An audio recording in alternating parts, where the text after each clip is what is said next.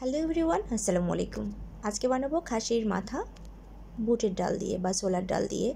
খাসির মাথা অনেকেই পছন্দ করে, মাংসের চেয়ে নাকি মাংসের স্বাদ ভালো হয়। তো যাই হোক, এখানে আমি একটু পেঁয়াজ ভেজে নিলাম, সাথে দিয়ে দিচ্ছি একটু রসুন থেতো করা, দিয়ে আরেকটু ভেজে নিব। তেজপাতা দিয়েছিলাম, এবার আমি গুঁড়া মশলাগুলো দিয়ে দিলাম, ধনিয়া, মরিচ, হলুদ, আর একটু নাড়াচাড়া করে নিব, নিয়ে একটু পানি দিয়ে মশলাটা কষিয়ে নিব। মশলা থেকে তেল উঠে আসলে সেখানে আদা বাটা এবং জিরা বাটা দিয়ে দিব। খাসির মাথা বুটের ডাল দিয়ে রান্না করলে এটা কিন্তু সাদা ভাত এবং রুটি যে কোনোটার সাথেই খেতে ভালোই লাগে। অনেকেই আবার খাসির মাথা মানে খাসি গরু যাই হোক সেটা পছন্দ করে না, কিন্তু আমাদের বেশ ভালোই লাগে। এবার মাংসটা দিয়ে একটু কষিয়ে নিব, ঢেকে রাখবো কিছুক্ষণ। সিদ্ধ হতে খুব বেশি সময় লাগবে না, এটা থেকে যে পানি বেরোবে ওটা দিয়ে কিন্তু কষানো হয়ে যাবে।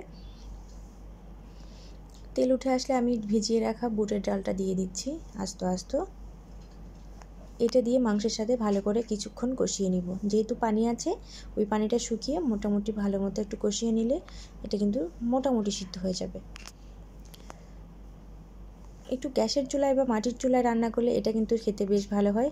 আমার যেহেতু ইন্ডাকশানই ভরসা, আমি ইন্ডাকশানে একটু সময় নিয়েই রান্না করি। গরম পানি দিয়ে দিলাম প্রয়োজন মতো, আমি যতটুকু ঝোল রাখতে চাই এমন।